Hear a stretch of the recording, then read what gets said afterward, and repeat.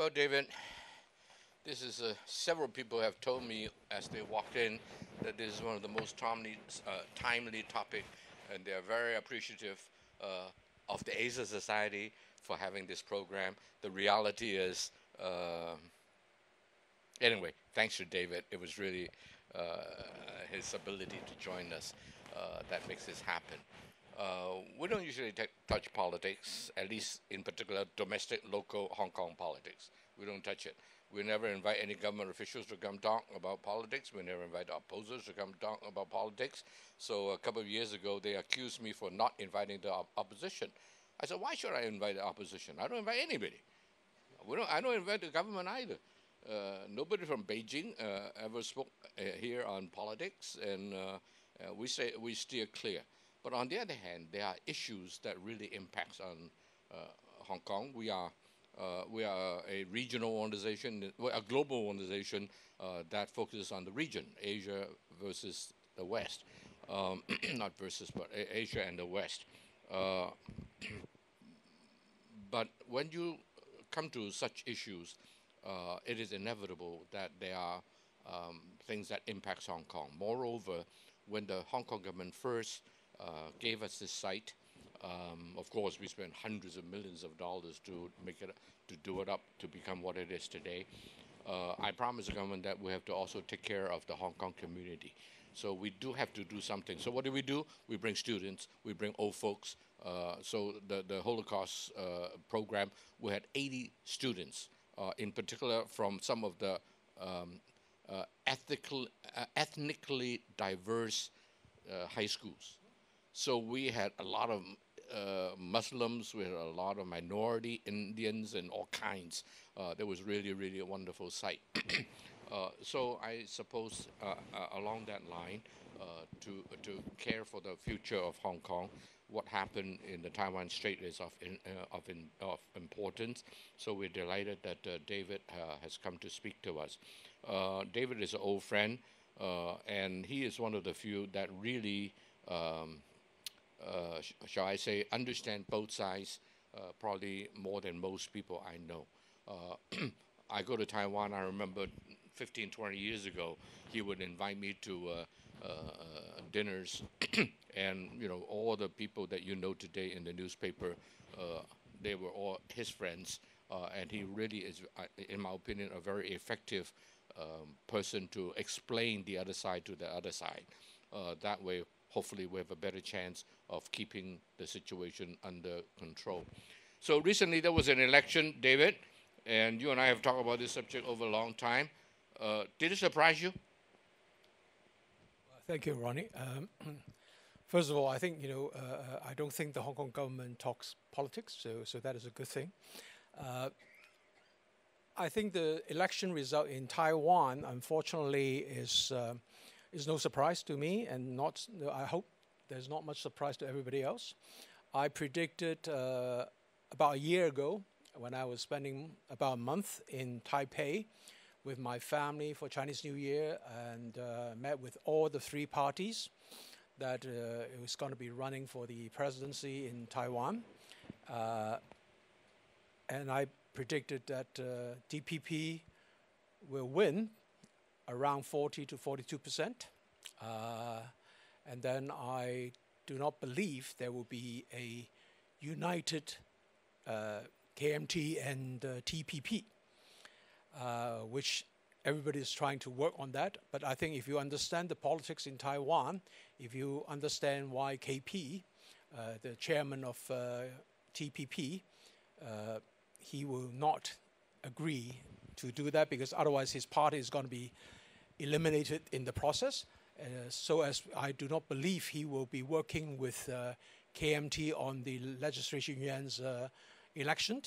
I think at the end will be a cooperation between the DPP and you will see in about a week or so between DPP and TPP.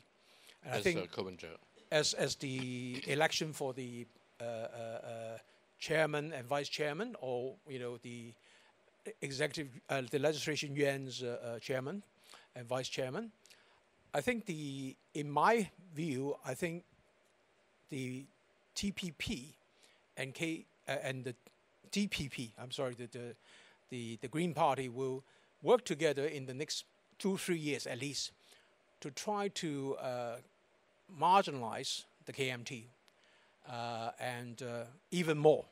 I mean, KMT already being marginalized. They have only about 5% support from the young people between the age of 20 to 29.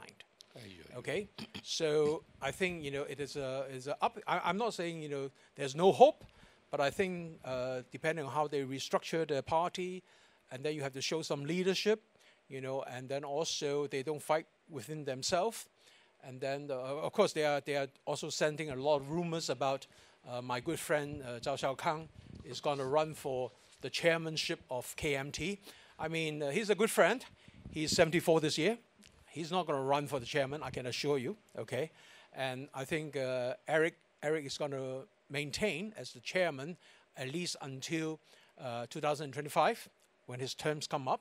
And then depending on whether we use Chinese name. Who's Eric? Eric Chu is Zhu Lilun. Oh, Zhu Lilun, okay. Zhu Lilun, he is the current chairman of KMT. His term is up in 2025. And then also, depending on whether the mayor of Taichung, Madam Lu, will run for president in 2028. If she wants to run for that position, then she will have to run for the chairmanship. But she's now facing a bit of problem because Beijing is now putting pressure and also increasing tax on a lot of the machineries, especially those machine centers. Small machine center, which is largely produced in Taichung, okay? So that will affect his voter, her voter. So that also something that I don't know what Beijing is thinking, because on the agri product, you can change those policy quite easily, but on tax, import tax, it is very difficult. So you have to go through the process. So we should see what happened from the policy that Beijing will be pushing on Taiwan economy and so forth. But I don't think it's effective at all. But only people just say, oh, they do this again. It's okay, I mean, people are, only the business people are hurt, or let's say they are not hurt, but they are constrained in terms of their potential opportunity, and they have to find different way to make it effective and profitable. So. Well, so you are not surprised by the outcome. Even ignorant guy like me, I wasn't surprised at all. I also had the opportunity to meet with He Youyi, the KMT candidate, as well as Kemenche a few months ago. But Lie did not show up. But anyway, but whether I'm surprised, even whether you are surprised, doesn't mean that much. Was Beijing surprised? Well, I think because Beijing still asked me 2-3 months ago, what about the Taiwan election? I thought it's basically done. So why are you asking? So are they just acting surprised, or do they really know what's going on? No, I think, of course, I mean, for those who are working on Taiwan affair, they will have their own opinion that they will not share. I think I would say that 100% of the people working closely with Taiwan affair for the last 10, 15 years, I think they should not be surprised, okay, of the result. But, they will still have to asking ridiculous requests, in my opinion, is that, well, you know a lot of people, David, in Taiwan, so why don't you ask your friend to support the merge of the KMT and TPP. I said, I don't think I have that influence. I don't think any of my friends have that influence. But, they will always ask that kind of requests or asking you to do things like that. And then I told them, I said, don't pressurize my friends in the business community in Taiwan, because, I mean, that's ridiculous, because you don't want them to take side, because they have to live in Taiwan. And whoever's going to win the election will penalize them if they take a stand. I mean, that is very typical. So I think, if we really treat those people our friends, we have to think about their well-being and so forth. So, Before we get into too much nitty-gritty, let me take a longer-term view. What do you think will Taiwan be like a few years down the road when Lie Ching-de's term is up? What do you think will happen? Nothing. Nothing. So basically the same thing, just like today. Probably, I think people, a lot of them like to fell in love with the idea of being in love, okay? Especially their own idea. If we look at economic aspect of Taiwan, yes, people are saying that the salary has maintained in the last 30 years and so forth. But there's one factor people tend to neglect. When I started doing business 40 odd years ago, I remember Uncle Y.L. Margie's father, took me. Yeah, Uncle Y.L. was saying to me, he said, Didi, is you know what is happy money? And then we have lunch together with Dong Wei and so forth, all these old guys, my grandfather's generation or my father's generation. The Hong Kong people was very lucky in the 70s. They have happy money. So I asked him, as someone who's young and then naive and not being educated properly in the business world, the happy money is the shark fins mixed with rice, because people can make some money from the stock, make some money out of the stock market. And then I remember in those days, probably some of you are too young to remember that, but if you go to Gloucester House, Gloucester restaurant, I think the set lunch is less than $5 Hong Kong a set. And if you go to in the landmark, yes, and then if you go to Chat Chong Tim, which is in the Shell House, it's about $1.50 a set lunch. Okay. What year was that? 1973, 70, something like that. I was too young. No, I remember quite well because my grandfather used to take me there for lunch. So it's a lot of money, I'm to me. But and I remember that Uncle Y.L. invited us for lunch, and they ordered the shark fins rice in a Shanghainese restaurant, okay, which is ridiculous because Shanghainese doesn't really understand shark fins. Right. So Hong Kong Shanghai restaurant. So it's just unbelievable. Anyway, that was about $30 Hong Kong, $30. So it's a lot of money that, to someone like me, okay, the taxi fare is about $1 Hong Kong. Okay, so that's how the ratio.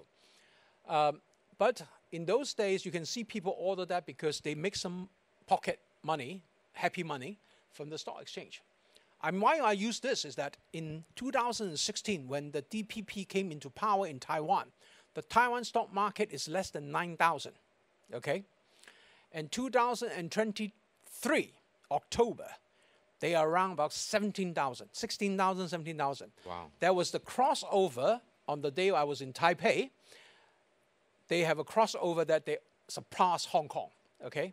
In 2016. In total market I mean, in the volume. index. In the index. Oh, okay. Just in the index. Index. Okay. But also we have another very interesting comparison because Hong Kong in 2016 October, our market is around, the index is around 23,000, okay? And October 2026, we are about 16,000, 17,000. Now, if you look at the Shanghai index, which is even worse, 2016 October is only 2,900. And 2023 October is 3,000. Didn't move. Well, it didn't do anything, but basically you lose all your money. I mean, that's so if the market go up now, I think everybody want to sell. I mean, that is how I would see the, in my humble view, is that. So I think, the economy in Taiwan is not good, but among the four dragons in Asia, they are not bad at all. I mean, there are still people making money. You go to the street. Yes, it's expensive from what they earn, but then you look at I go to all this, my wife loves to go to this small alley and eat, local Taiwanese food. There's one Chinese New Year we want to go is maybe Peter is the pork knuckle restaurant in the alley. My wife loves that. And we went to the place, and whoa, you know, they don't open until the Chinese New Year, the 10th day after the Chinese New Year holiday. So it's a long holiday they have. And then we try to get a place for lunch, suddenly to change. So I call up a good friend of mine, Quinton. I said, come on, can I go to Din Tai Fung and just to get a quick lunch, and can you organize it for me? I went there, and I thought one of the owner arranged the lunch for me. I can walk in, and the girl just stopped me and say, we are getting you the table. I said, how long I'm gonna wait? She said, I'm very, very sorry. She's very polite. I mean, all Taiwanese is very polite. So she said, you have to wait about 20 to 30 minutes. Wow. Okay. Even with the boss intervention. So I said, okay. I said, the boss is useless. No. The boss is very helpful because. Or you are nothing. I was asking, so what is how long those people outside is waiting? She told me 2 hours. Ayo. So if you, I mean, of course, this is Chinese New Year, and there's not many restaurants opening, but that is something you can see that in a very normal restaurant, not cheap for any standard. Din Tai Fung is not cheap in my view for Taiwanese food, but still very crowded, and I have to wait my time for it, but 30 minutes. So I think, you know, if you really go to the very normal restaurant in Taiwan, it's not that bad. Okay, I mean it's quite busy. Like, you know, a lot of Hong Kong. You know, the fancy restaurant. Okay, in Shanghai is very busy. In Taipei is very busy. Okay, in Hong Kong is extremely busy, and then the People's Restaurant is also very busy. Only those who are, you know, in the middle may have a bit hard time. So I think economy-wise in Taiwan, in my view, is not that bad compared to Hong Kong, compared to a lot of places, including the mainland. I think, you know, there's a lot of, so we should not criticize too much about the bad economy in Taiwan. It is not good. I mean, that's not, but comparing to Hong Kong, I mean. In Hong Kong, we don't have the right now to accuse anyone for not being good, because we ourselves are a little bit suffering. Well, I think we will go down to bottom, and not yet, but until we hit the bottom, we will come up. You know, so it's a positive side. So I'm going to ask the big question first. Do we have to worry about a war in the Taiwan Strait? Well, what is Beijing thinking right now? Okay. Well, in my view, first of all, war is only, there is one scenario that will happen, is that somebody challenging the separation legislation in Beijing. That is three conditions. One condition is that foreign troops, army are in Taiwan. Second condition is that there is an uncontrollable riot in the Straits of Taiwan, in Taiwan Island. Right. The third is somebody in Taiwan call for independence. Okay. The first two is controlled by Beijing, in my view. They can say there's only one soldier in the island, and say there is a foreign object there, so I'm going to take action. And then also riot can be manufactured. Okay, so that's also, we have seen it in 2019 in Hong Kong too. So that's, unfortunately, people get out of control for a very small reason.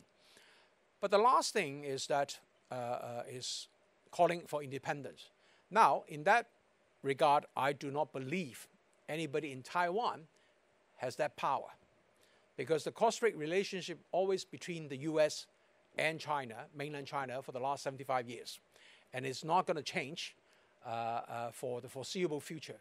So if that is what you agree, and this is my perception, or let's say this is my view to that, I don't see there's a war happening. And also, I think we have to agree on one thing. When you want to take military action, you have to prepare yourself. Basically, you have three elements that is very important. One is that you have the military capability to strike and to make it happen in a very short time and shoot the both sides in a very short time and then retreat. Now that, I think, with the Ukraine situation, I think we have to really have a second thought about that. And also with the internal issue, I mean, in my view, I have no insight on that, but I think my view is that when we have the rocket army having this management problem, maybe we will also have the similar problem in the Navy or the Army. So we don't know. So I think on the mainland side. On the mainland side. So we need to really get the house in order to be able to talk about anything like that. Okay. And then third, I think we have to look at the politics in terms of, domestically, but also we have to need to know whether we have if we start a war, after the war, how our economy is going to look like. Okay. That is something I think anybody who make that decision have to really think very hard on that. And last but not least is like, if we start a war, we have to look at whether we have the resources in terms of, let's say, oil and food. I think, we look at Second World War, Japan, is in last part of the war is in big trouble because there's no oil for running the engine and so forth. I think also I love the German tank. Okay, so I mean all the big tank in Africa was in the desert, unfortunately, because there's no gasoline for rumors to operate. Fantastic general. I mean, one of the guys that I admire so much. Rommel? Yes, is a genius in my view. But it's just sad because you do not have the supply. So I think if my country, China, want to using force to take back Taiwan, all this has to be sensible, because otherwise we don't want to lose face. Chinese say, in the middle of it, we can't manage it, and then it's a chaos, and then people in the mainland will have problems, and also Taiwan, we just think that, oh, this is a paper tiger. So I think we have a lot of things to really look at the situation ourselves and be realistic, not to just say, oh, we can do it. I remember talking to a good friend of mine who used to be the political officer of the Eastern Army in China. He retired now. He said, military-wise, we have military-wise, in terms of not the missile, okay, it's just rocket, just normal cheap rocket, with a lorry. You put about, I don't know how many pigeonhole, and then you put inside. They can shoot about 400 kilometers. They will hit Taiwan because Taiwan is only 250 kilometers, and then effectively, there's nothing Taiwan can do, and then they have tons of them shipping over.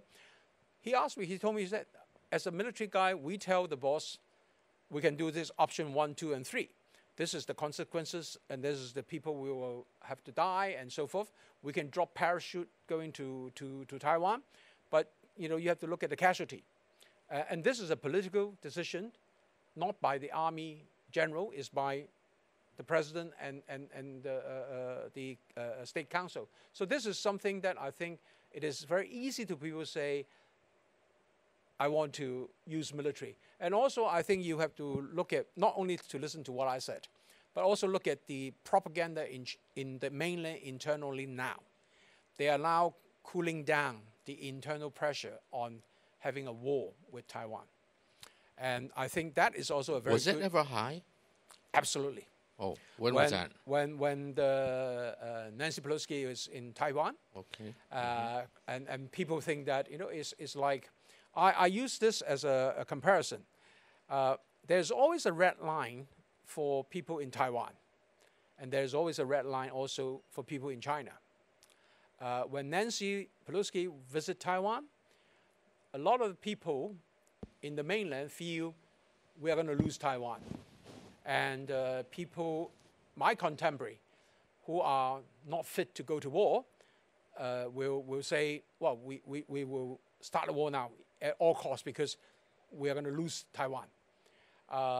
Fortunately, they are not in power. Otherwise, we are in trouble, okay? But there's a lot of demand and talking in the sort of, the society. And then also, I think we just don't consider only our side, but also consider the Taiwan side. I think when we have the relationship with KMTs in power, I think the Taiwan people, after we signed the ACFA, they are reluctant to accept the fact that we're moving too fast on the peaceful treaty. So that also crossed the line. The Taiwan Red Line. Taiwan Red Line. So that I think also we have to really, the leadership both in Taiwan and Beijing need to really understand the people's feeling to make sure that that line is not crossing, so that we can maintain status quo. I think whether it's the U.S. or Taiwan people, I would say people that I know, unless they are really a bit, I don't know how to use the word, but they are trying to pretend they are patriots of whoever. They will say, "Oh, I want unification." The people I know living in Taiwan, 10 out of 10 would tell me, "Leave me alone." Okay, especially the young people. Especially the young people, I have a group of young people that I've been working with for the last almost 20 years, and I still see them every year a few times, and have them feedback, with the relationship. They have changed. They have always been supportive to DPP, okay?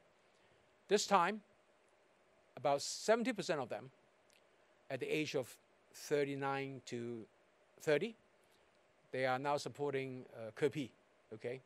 So that I see the change, okay? Kowenja. So that is always interesting for me as an observer. I'm not a Taiwanese, but as a friend, as an observer, I find it very interesting to see the people choice has changed so dramatically. I mean, and honestly, I think, if given 4 to 8 years, Kowenja, if he work still around, he's still 64, I think. If he's still around and he still maintain that kind of stickiness with the young people, I won't be surprised he will be elected, okay, in the next election or after 2028. So the young people are pragmatic, is that what you're saying? That they are not wedded to DPP necessarily. They probably don't necessarily want to have independence, and hence Kowenja becomes an alternative. They don't like KMT also. So Kowenja is the only other alternative. Well, I think the young people are voting not in terms of idea.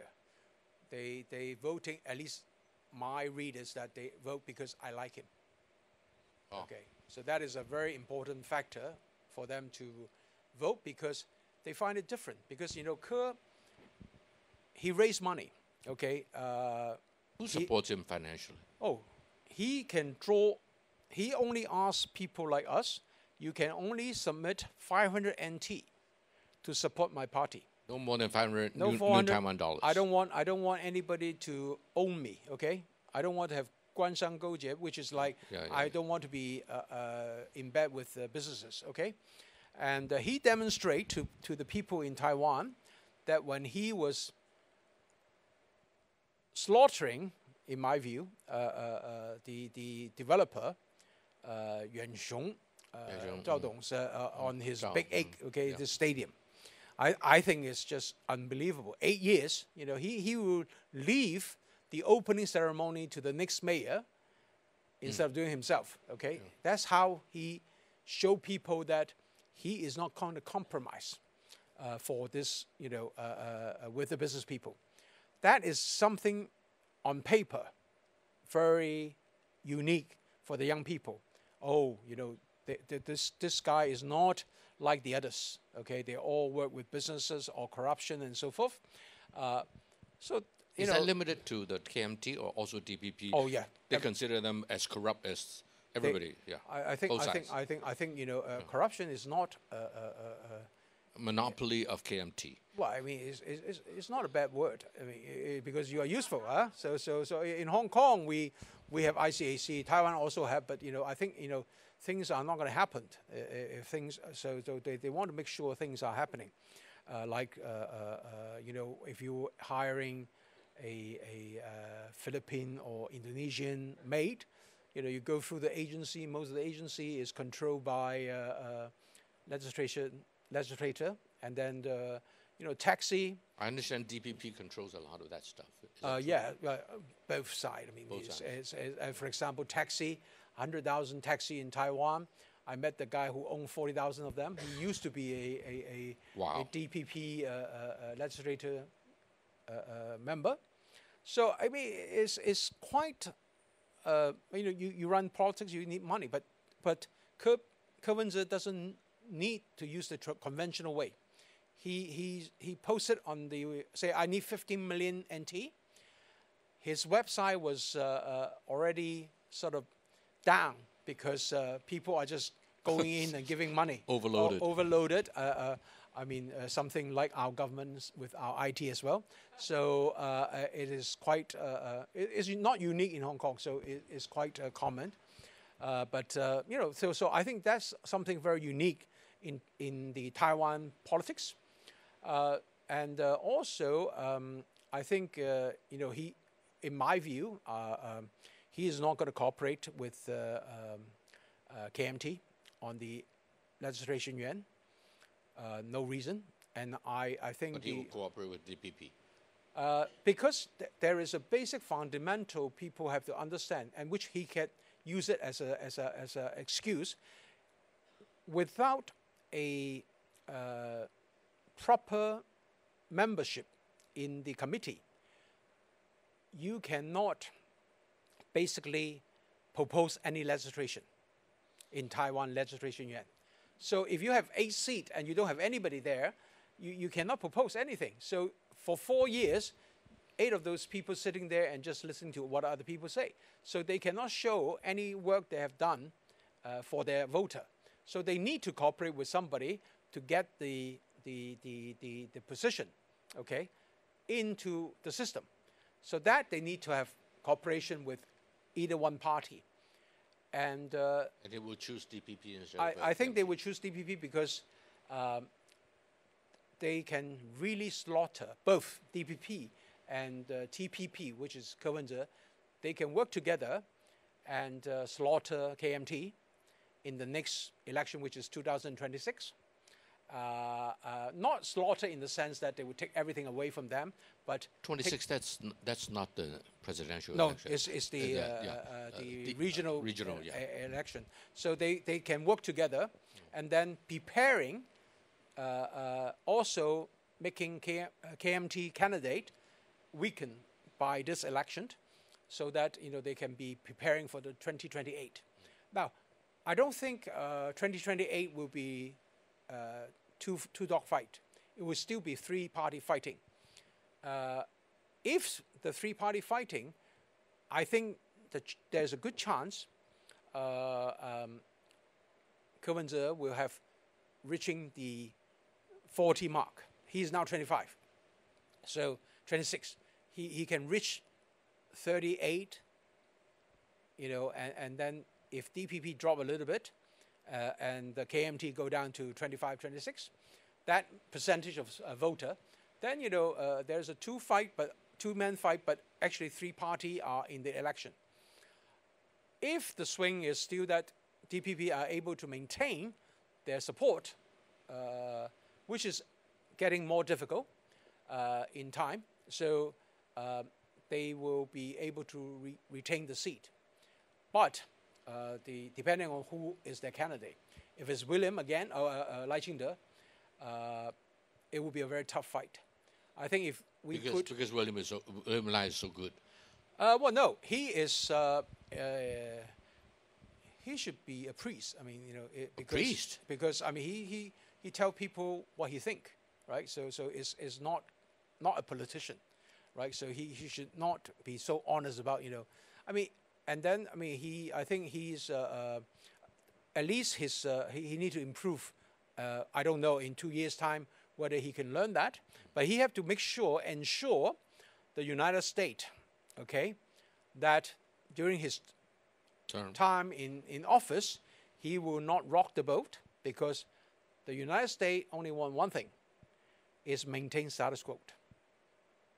between. Really? Yeah. Are you sure? Well, I mean, at this moment in time, because they have the election coming this year. Okay. All right. So depending on who's going to be the president, if it's Trump, things will change entirely. If it's Biden, which I think, I mean, it's just interesting to see. But we don't know what's going to happen until 2025. Okay. So at this moment in time, at least the administration, at least the State Department, and Biden's administration want Taiwan, be good boy, don't do anything that make trouble for me. And in the meantime, I think there are other issues that will touch Sino-US relationship. I think the San Francisco meeting between President Xi and President Biden at least is I'm not saying it's a good start. I think at least some understanding. I mean, from the body language from President Xi, you can see the way how he hold the hand of President Biden. I think, there's a lot of body language saying that, come on, let's try to be sensible about this, and so forth. So hopefully we can see a recess in this period on the Taiwan Strait, and because of the U.S. need to get on with their own election. After that, I don't know. But at least at the moment, because I don't know who's going to win. If it is between Trump and Biden, I will put my bet on Trump. Okay, I want to come back to a current, but yes. You have touched upon the United States. So let's jump to the United States first. I also want to ask you later about William Lie. I've never met him. What is he like, and what? Okay, that's another question for later. But for now, what if Trump were to win, which is a good chance? I just came down from the United States 2 times in the last 2 months, and all my friends told me, like him or not, is the most likely winner this year. Yep. Well, I think, what will happen? Well, I think, fortunately, Trump have done things in his first presidency, which is out of the tradition and so forth. And we survive, we manage, okay? It's a lot of uncertain, but make it interesting for the diplomat to work harder, to really go back to the basic of diplomacy. Unfortunately, in the last 10 years, a lot of diplomacy, in my view, it didn't practice. I think we have a few friends in the profession, our friends from Germany and EU and so forth. Peter from New Zealand, okay. So all they want to have small talk, okay. They need to talk behind the scene. We can talk everything officially, but also what do you really want, and can we work on something? The sad thing is that we can have a lot of things we don't agree. But let's work on things that we can agree, okay? But now, in the last couple of years, things that we can work on, what we can agree, is still not happening. So that is something very difficult. I think Beijing is now changing a little bit on that, hopefully quicker, so that at least we have a proper dialogue with all our stakeholders, overseas stakeholders, different countries. And I think that collectively will be giving the U.S. and other country on the West a bit of, I would say, neutralization or sensible, because you need to have some kind of balance.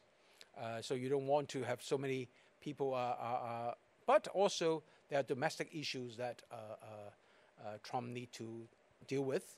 And so I think... Or maybe he doesn't want to deal with those domestic problems and cause trouble overseas in order to save his own butt.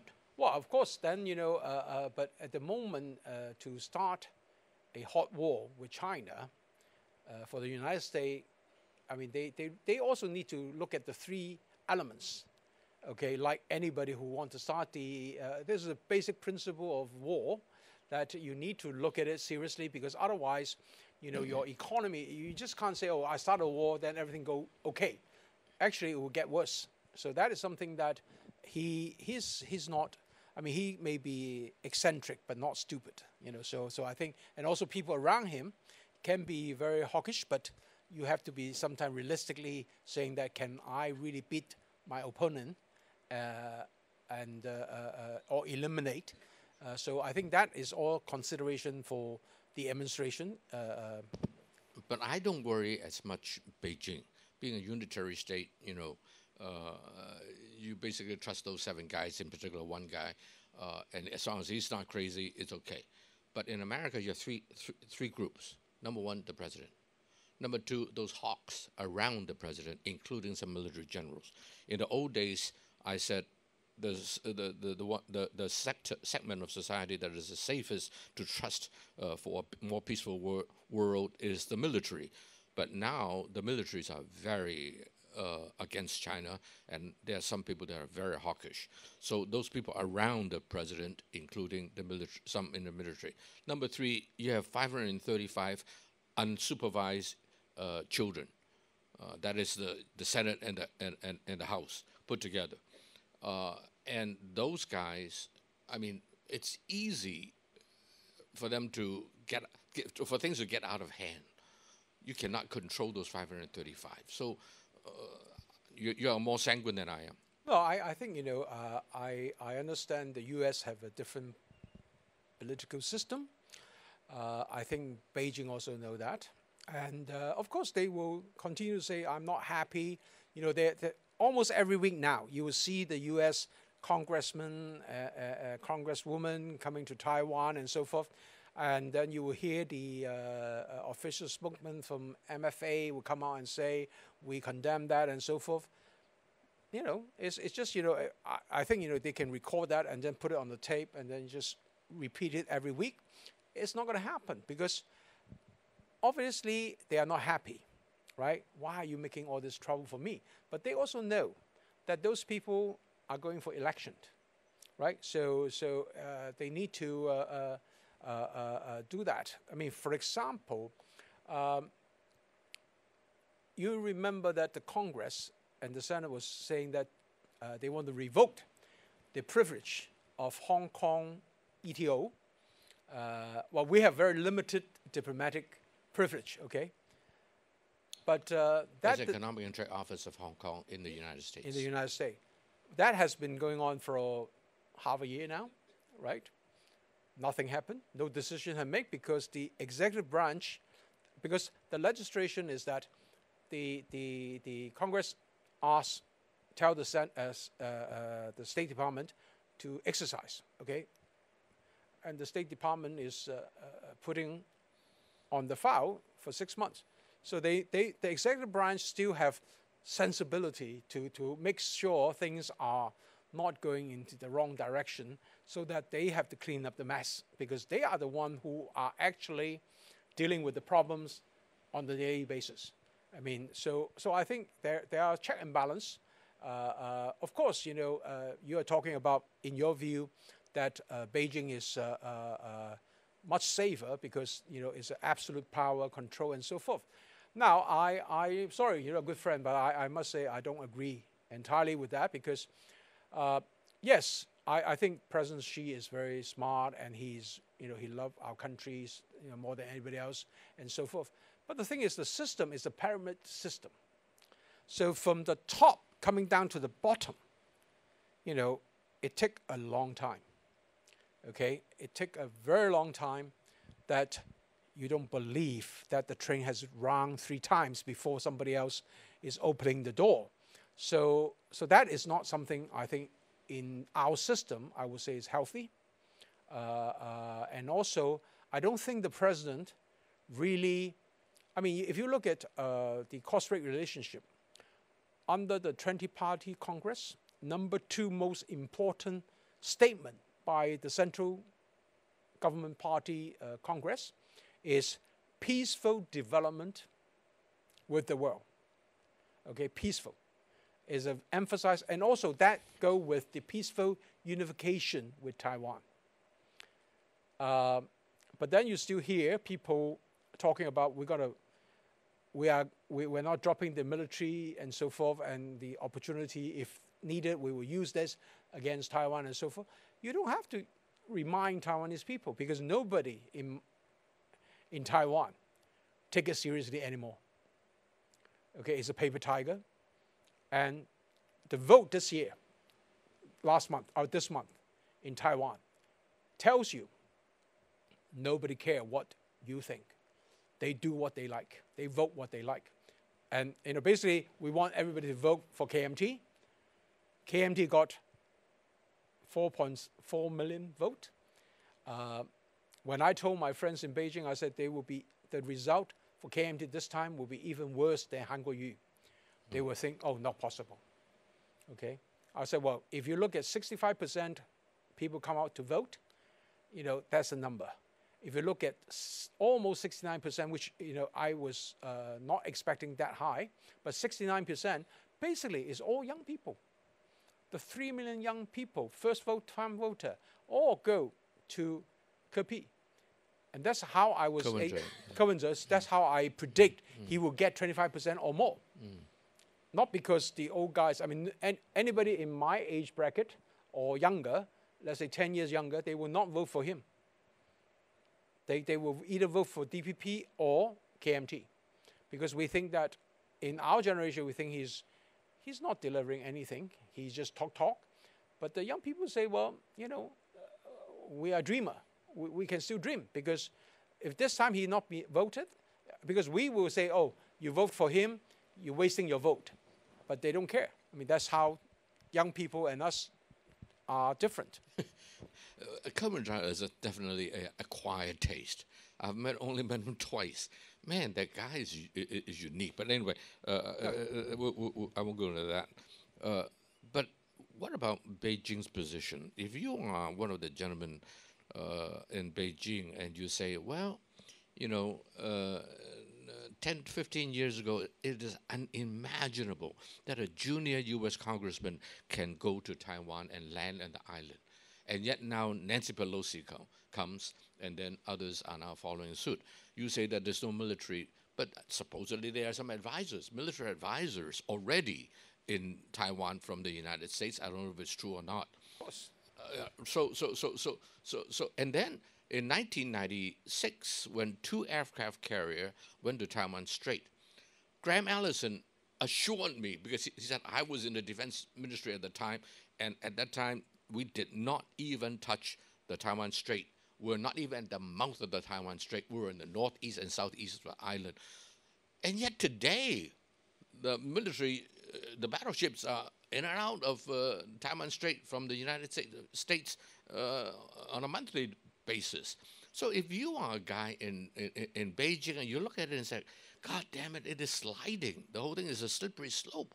And we've been moving in the wrong direction for all these years. Yeah, okay, those guys need to, they have their voters to worry about. But what about us? So what is the thinking in Beijing? Is no end to it? No, I think we should not only look at about the voter in the U.S. or the politics in Beijing. I think there's some pragmatic reason for that, in my view. First of all, if you look at 90% of the cargo from Japan going through the Malacca, they go through the Taiwan Strait. Right. Since I can't remember the date, but if you go Google it, you know that Beijing last year declared this is our water, okay? But before that, officially, we have made a international statement saying that this is a public area, everybody can go through it. So basically, from the other countries, especially for Japan, they will say that, well, okay, you are moving the Pope, okay, and then it will affect us in terms of our trade link and everything else, because that is about very important. I was asking friends who are in the shipping business, and he was telling me that if you go on the other side, On the east side. it will cost more and also dangerous because of the typhoon and things like that. Currents. So I'm not an expert on that, but I'm just assuming my friend is telling me the truth, and so forth. So there are commercial reason, economic reason that. So I think being one of the closest ally with the U.S. have to demonstrate that they will protect their allies' interests in terms of trade. So I think that is all more than just to show helping Taiwan. I think if they look at the priority of ally, I think Taiwan go very low on the list. I think the Japanese relationship are going much higher. So I think that is one of the reasons that we have to, not only from our own perspective, but also look at some of the things that may be triggering the relationship being very difficult and hard. Now, I must say that is only one reason that the U.S. are very strong in that position. But also, we did a lot of things in the last, since Nancy Pelosi visit, changing all the, used to be a center line, now there's no center line and things like that. Airplanes coming over 9 kilometers of 12. People probably don't know. I mean, I was in Taipei when they have this so-called missile crossing Taiwan, which is the the 96 one? No. It just I think it's on the 9th or 10th of or 9th or 10th of January. I don't remember exactly. So 5 days before the election. In somewhere in Xinjiang or Lanzhou, we shipped a satellite. There's a rocket crossing over Taiwan's south side or something like that. Purposely? No. It's just they just so happen to be crossing. on orbit. Okay. So it's just 1,000 miles away from Taiwan. But there is a national alert in Taiwan. Yeah, that's right. On the telephone. I saw that, yeah. I received that from, and I thought it very interesting. 3 times or 4 times, I can't remember exactly. But I asked a result, roughly from my friends who is doing I was in Taiwan for that matter, just to check with my friends. They're sort of public polling on the 3 candidates. And that particular incident changed approximately 3-4%. In favor of DPP, right. So that's why, I was originally predicting they are only getting about 3% difference. 3% difference between DPP and the other 2 add together? 3% with the second runner, which is the KMT. Right. I predicted KMT will lose. By 3 points. About 3% to 5%, and I predicted it's between 500,000 to 1 million vote, depending on the number of voter. Well, it all close because, at the end it's 40%, but depending on how you look at it in terms of the total voter. But that small impact change. Okay, you can say it is. Instead of 3%, become 6%.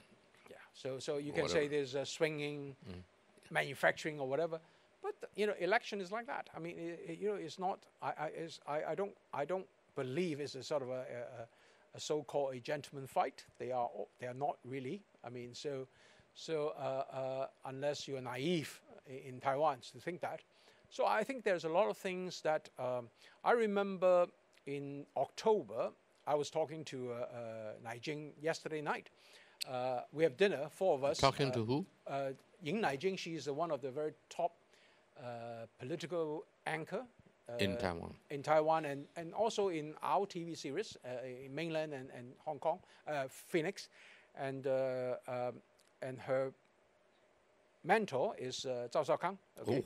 Oh, okay. So we have dinner and then with my wife. Okay, so 4 of us having this my favorite Japanese restaurant in Xuncai for sushi, and then we were talking about in Taipei, and then he was saying to me, "Oh, I'm going to tell Ho to publicly changing Hou Yi to change the TMT guy. the national service from a year to 4 months. So I told him, I said, hey, Shao Kang, do you think you can really do that without even asking the AIT? Okay, I mean, you know, and they That's did. American Institute of Taiwan. Taiwan. They did announce that, and then they got a call very quickly to say, you know, so they have to withdraw from that. So I think everybody need to be sensible and realistic. In Taiwan, our fellow countrymen Taiwanese listen to the United States anytime over us. So we have to accept that fact. And if we choose not to use military, which we are, basically don't want to do that now, and unless we are being forced, somebody crazy enough to call independent, which I think is not going to happen. So we have to really, under this new circumstances, we have to manage ourselves to not make ourselves upset at the same time, you know, like the three monkeys in the Nico. Hear no evil, speak no evil, and talk no evil. I mean, you have to be really control yourself a bit, because otherwise we will be creating more trouble for ourselves. Because I think right now, in my view, the administration in Beijing need to look at the well-being of the 1.4 billion people in the next few years. I think that is more important than the 23 million people in Taiwan or the 7 million people in Hong Kong, in my view. I mean, I think the priority is for them to take care of that first. So Taiwan should not be the sort of top priority. My last question, and I'll open to the floor. Tell us about this gentleman, Eric Lie. Besides William Lie, the soon-to-be president. Besides, he should be a priest. What else can you tell us about it? What is he really a diehard, so green that deep in his heart he wants independence in his lifetime, or what is he like? Well, I think he is a diehard. Okay, when I first met him, he just became mayor of Tainan, and I got a very cold reception from him. Because of who you are. Because of, you know, I'm a member of CPPCC and so forth, and then I am from the communists, you know, and Beijing and so forth. And then I have to really I have to arrange a meeting with him, because at that time I'm the chairman of the Hong Kong Taiwan Business Council, and the Hong Kong ETO head director, John Leung, a nice guy. John need to meet all the mayor to complete his tour. So he need to really. Oh, he was an ETO head in Taiwan. In Taiwan before he became the ETO head in Beijing. No, Beijing. He was in Europe also, and then he was in Beijing. Yeah. So John was very. So he and I worked together. So he said, David, I need to see all of them. I said, well, I only have 3 days. So, I mean, to help you to see everybody. So we planned it. I will go to meet him. He will meet me in Kaohsiung. So I got a meeting with Chen Ju in the morning, have a lunch with her, and then I go take the train to Tainan, and then arrange a meeting with William Lie, and then with him, because he need to see him and take a photograph so that he have done his job, you know, and so forth. And then we have to go to Taichung to see Lin Jialong, and then we go back to Taipei. And I think in 3 days I get all the 6 mayor to meet with him. And he was, he did not meet Kerpi because he was because he got something called up to do with his wife. and then she was sick, so she had to attend her. You mean John Leung's wife was Yeah, sick, so yeah, John's wife, yeah, and unfortunately, and then and John need to go in to his I think his hospital. So his lieutenant went with me to see Kerpy later on. William make it very difficult to. I mean, this is official, between Hong Kong and he's making it very clear. And trade, economics. Yeah, it's all business. Nothing sort of, and so I was actually I was not happy. So I call up his mentor. I was like, who's that? That Wen Nai. Okay, so I say, hey, Nai Gong. I mean, he's a very good friend of mine. So I said, hey, can you talk to William? I don't want to bring John to see him the same way he had received me for the first time. So I want to use this as an example how friends you made in Taiwan is sometimes unbelievable because they would do things to you for you out of the way, really out of the way. So what he did is he actually came to Tainan. Oh, to attend that meeting. No, the night before, to have dinner with us. Okay. Okay. When the next morning I bring John to see William. William was different person. A different man. It was like he almost hugged me. Wow. So I was quite. But I'm just saying that they have this hierarchy. The mentor and the mentee relationship is very important, and of course, Wen Nai is one of the head of what they call the new wave 新潮流 大佬, and so at the time they big brother, the big brother, and then also a little young brother, also Zheng Wenchan. They both came down from Taipei to just have dinner with us, and then go home. Wow. The same night. Oh. And then they That's didn't what, see 3 hour flight, drive, two train? 2 hours by high speed rail, train, I think. Yeah. So it was, I was very touched because I thought, I know I need the help because I don't have problem with getting a co-reception, but I think John needs a sort of more business-like meeting. So in that respect, I think William Lie showed me that he is die-hard. Not very political, righteous, or sensible. You should be able to talk to your even enemy, to be able to understand whatever the situation. So I think he is. I wouldn't say he is totally. He wants Taiwan to be independent. I think that's absolutely no question. Right. Whether he can do that in his lifetime, I don't think so. Right, so that is how I see it. So he's 性情中人，这样说对吗？ Yes, and not a politician. Not a politician. Okay. He speaks he expresses his feelings and so forth. Okay. Any question from the floor? Any disagreement? Feel free, including Abo. Yes, sir. Hi. Thank you, David and Ronnie, for the very timely speech. I got 2 questions. First, you did mention that the China's or mainland's priority was for the welfare of the people, right? Just for the argument's sake, right? If there is a economic situation where obviously we all hope that China and Hong Kong's economies will get better, but just in case there's an economic crisis or whatever, that the Communist Party need to do something, or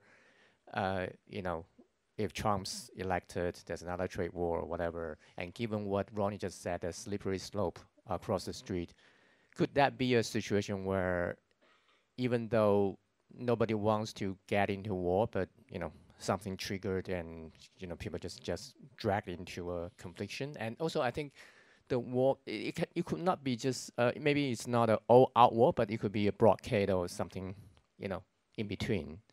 Can we think about and contemplate that kind of situation and what will happen? That's number one. Number two, I just have a very quick and naive question on what happened before the election in Taiwan, before they register for the candidates. The TPP and the DPP did announce, the TPP and the KMT did announce that they're gonna collaborate. But obviously, just by reading from the newspaper, there seems to be a technical issue. There's misunderstanding, so they broke up. Eventually it didn't happen. But it seems that they did have that intention to work together. Could you explain what happened and why are you so sure, given they actually already planned to collaborate, but you said that, this will never happen in the future? Thank you. Thank you. Did they really want to cooperate, or is it just political maneuver? Right. I think, first of all, you have to understand the election system in Taiwan. The TPP, the Taiwan People's Party, is a new party. It is a one-man party, okay? Now they got 3.67 million vote, represent 30 NT dollars per voter per year for the next 4 years. So they got the operational budget.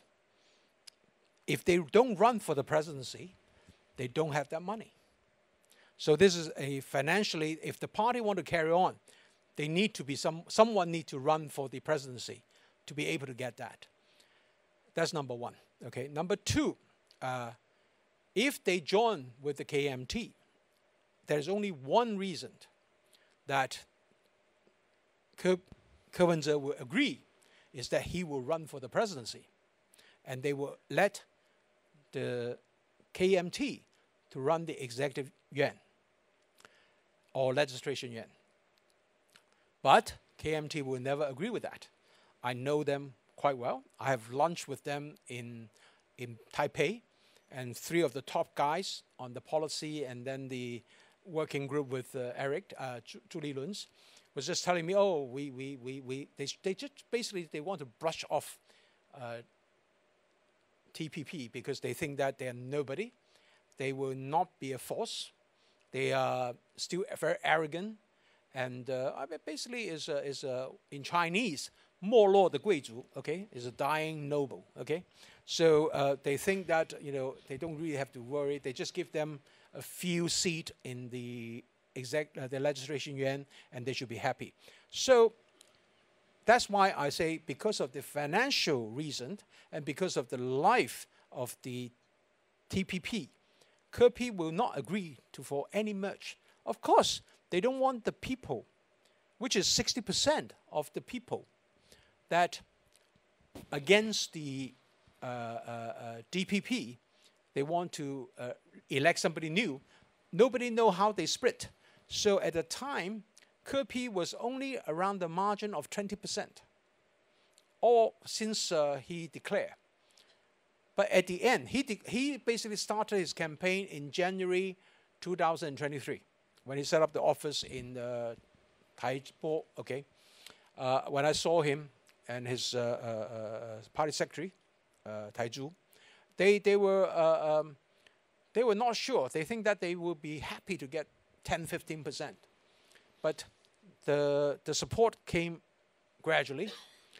And so when they realize they can get so many votes, there is no way he is an actor. He just break it off and make sure everybody getting the blame that he's not at fault. And then also, I think the KMT also are manipulating the process of the cooperation too much. And then, you have to give them a deal that they cannot refuse, not to negotiate when you're about to close the deal. I mean, that is a problem on negotiation. So I think the KMT has to be responsible for that. So therefore, I can predict the mentality of my friends in KMT are not very good negotiator. So that I don't think the deal is going to happen.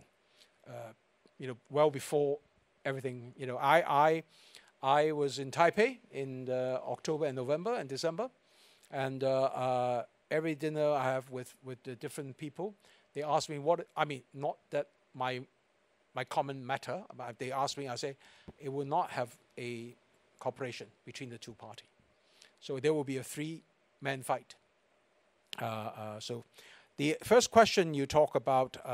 wait, but Beijing was still hoping that, right? The blue and the white will get together. Of course. Otherwise, they have nothing to do.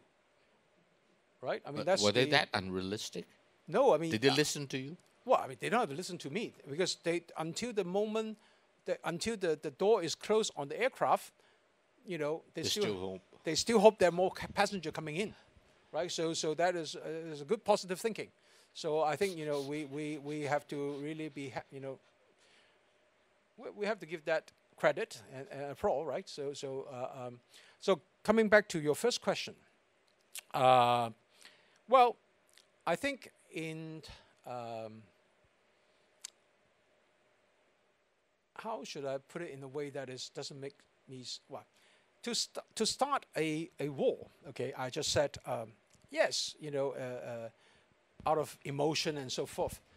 But today, there is no such a thing, okay? I mean, it is not like fighting with your better half, okay? I mean, there's no emotion thing about this. You have to, you know, and always you lose. So that's the reason why you should not start it, okay? So the more important thing I think we should look at is that what is the resources one have? China import 90% of our crude oil on consumption. Basically, in 2022, 28th of February, when the Russian invade Ukraine, I have my people calculate the oil prices. In 2021, the average import price per barrel is $61 a barrel for China. On 3rd of March 2022, the price gone up to $101 per barrel. That represents $190 billion difference in terms of price. That goes all our profit for the year. So if we want to start a war, first of all, we have to ask ourselves, where is the gasoline coming from our carrier, or the heat energy in China, things like that. Okay, so that is first thing. Number two, this also I have some experience. I mean, I used to be the advisor for Bunge on soybeans in China. 100 million tons of import basically is the high protein, the high quality beans, okay?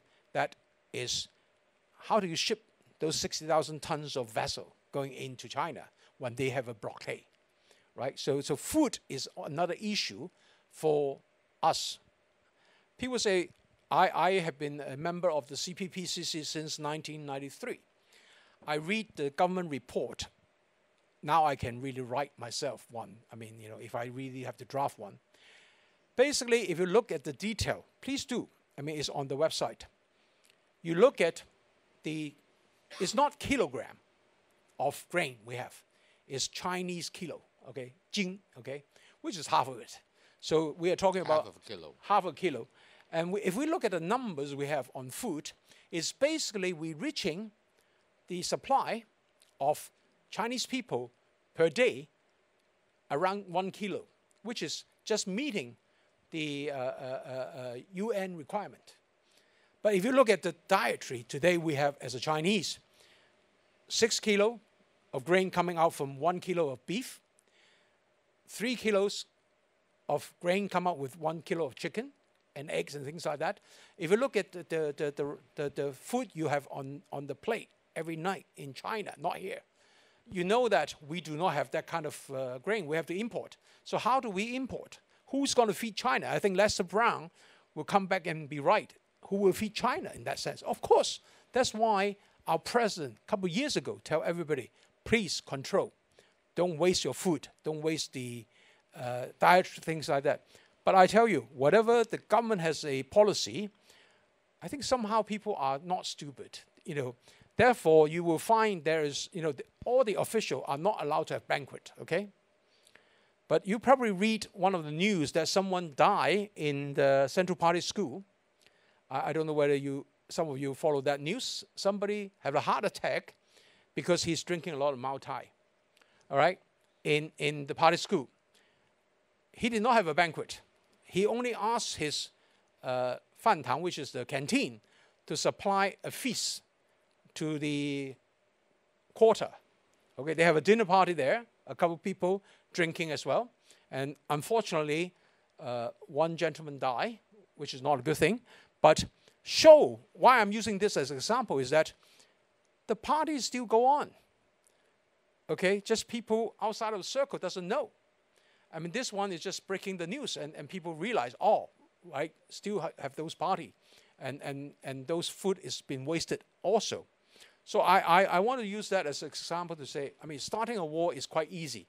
It's like pushing a button and whatever. But realistically, I have faith in our president, Xi. He is, if he's not smart, in a way, I think, you know, out of probability, 90 million people come up with one leader. I mean, cannot be that bad, okay? So, but unfortunately, whatever he thinks, maybe because he's been isolated by people who's not telling him what's going on, so it takes a longer time for him to realize, and then also personality. But I just don't believe at this moment in time he needs a war outside to settle his internal problems. Time is up, so I have, okay, Emily, and then this lady in the second row, and then a gentleman behind. Emily? Emily Chan was my little sister at USC, and then now a big-time CNBC reporter. Thank you both for your time this evening. Uncle David, we spoke on CNBC on the eve of the election, so just to explain to the audience here, I'm going to ask the same question, but maybe the answer will be different because you're not on TV, but I still want to know about reunification. The fact that President Xi, in his annual address, said that it was an inevitable, historical inevitability. What would a reunification look like, and do you think we will see it in his term of office?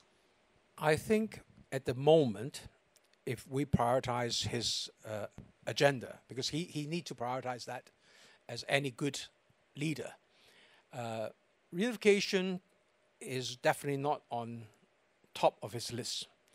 It's something he put there, and then he always emphasized in the last couple of the sort of party meeting, yes, eventually we will get there. I mean, eventually I will lose weight. I always tell Auntie Eva I will eventually get, you know, my weight lose and so forth.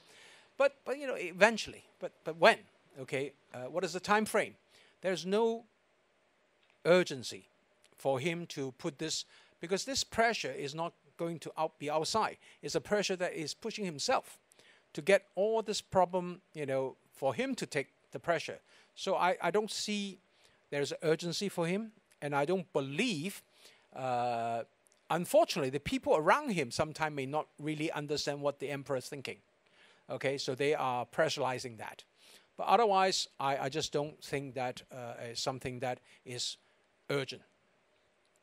The ladies in the second row, and then a gentleman in the back. Yeah, thank you so much. Many experts are saying that China is kind of in a wait-and-see mode until the inauguration speech. So can you share your thoughts on what kind of message could be included in the inauguration speech? Do you think like maybe the U.S. were trying to influence and trying to make sure that the message is pretty moderate? And my second question is, do you have any thoughts on Ms. Xiao Mei-chin? Because some say she could be the next potential leader. Well, I think that don't expect too much from William Lie's speech on the 20th of May, because I don't think anything he said will have a sort of a 100% score from Beijing. Okay, you know, if you look at the, It has to be vested. well, I mean, if you look at the speech, or let's say the statement that the State Council Taiwan Affairs Office came up, it is, we call it, you know, finding steps for us to move down a bit, okay, in my view, okay, and then basically it's like when Chen Shui-bian became president of Taiwan, or the leader of Taiwan, we will say, okay, 听其言观其行. So we will listen and we will watch what he's going to do. Okay, things like that. So William Lie will be no difference, maybe even tougher, the request or demand, because people asked me last night, okay, some Taiwanese scholar, because my good friend Su Qi recently wrote a book about, just setting a date that 2027 or 28, there will be the timeline of President Xi. I said, I'm pretty optimistic that I think President Xi is going to live for a long time. So why are you limiting that? Is his time to make a move on certain things? So that's number one. I don't agree. Number two, I can pressurize people as a leader, but I don't want to pressurize myself. I mean, that is just things that I think normal person will not do. So I don't think President Xi will be any difference to any of us, in that sense. More important, I think the book about he said that what Xiaoying have been right, maintaining the relationship. Xiaoying is not Taiwan is not what she desire to do. I mean, of course, if she's have her way, she probably just tell Beijing to get lost. Okay, I don't even want to bother to talk to you because I don't need to, because I don't need you. All right, basically, and as long as there's trade and things like that, we live, on our own. But of course, there are reasons that because the Taiwan businesses and things like that, we need to talk to Beijing and so forth. And then the relationship is sort of up and down. If you remember, in 2016, on the May 20, when Tsai Ing-wen giving the presidential speech. Thanks to another lady in Hong Kong. Yeah. And there was a very interesting statement. A good friend of mine called Zhou Zihuai, okay, he was at the time about to retire from the Chinese Academy of Science, Taiwan Institute, okay? He's the head of that. And he said, well, the door is not closed yet, okay? So that means I need you to give me more and then to answer the unfinished paper, okay? Now, finally, Beijing decided this is not something that acceptable. So there's no dialogue between Beijing and DPP for 8 years. And my friends in Beijing asked me the question, what do you think? I think it's a bad idea. I think, whether you have the same agreement or not, you should engage, okay? So that you know what they're thinking, and then maybe you also have different plan and so forth. You understand what they think. Now, when you look at the last election, which is a few weeks ago, there is no issue in the shopping list of the voter to require DPP candidate to have a connection with Beijing.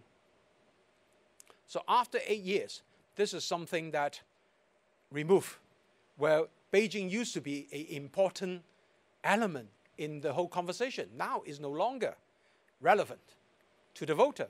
And basically, that is a very bad thing to me, in the sense, I think it's disaster, because the young people in Taiwan,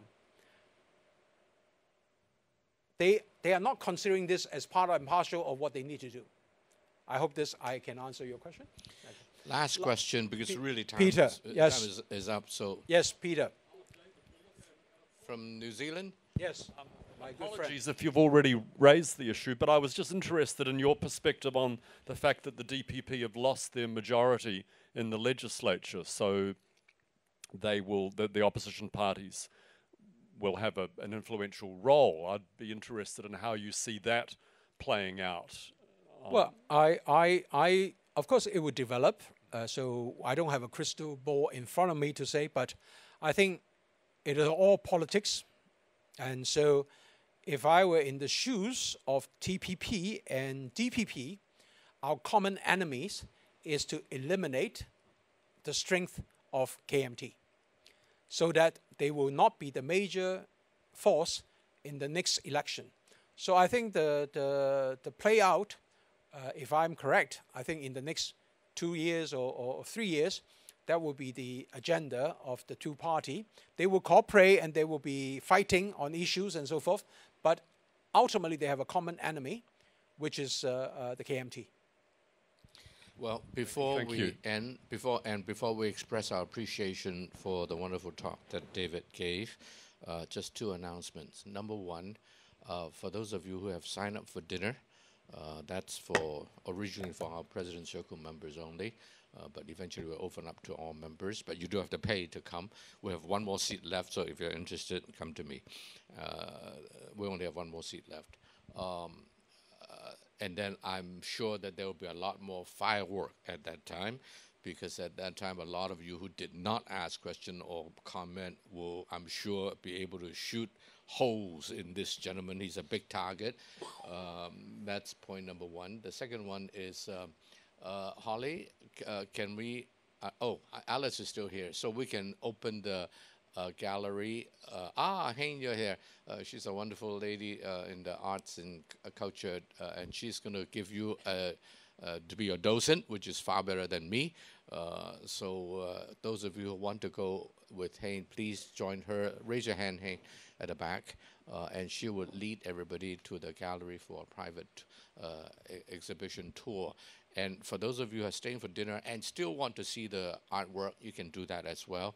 Just come to the Li Kuo-wei room, where dinner tonight is fried David Lee. I'm taking vegetarian. Ladies and gentlemen, a round of applause for our speaker.